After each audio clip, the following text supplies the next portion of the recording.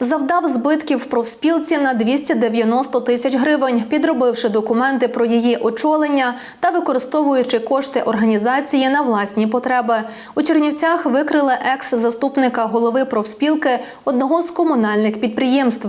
Так, слідство встановило, що наприкінці 2023 року, після складання повноважень голови профспілки, його заступник підробив протокол засідання, зазначивши, що саме він є новообраним головою.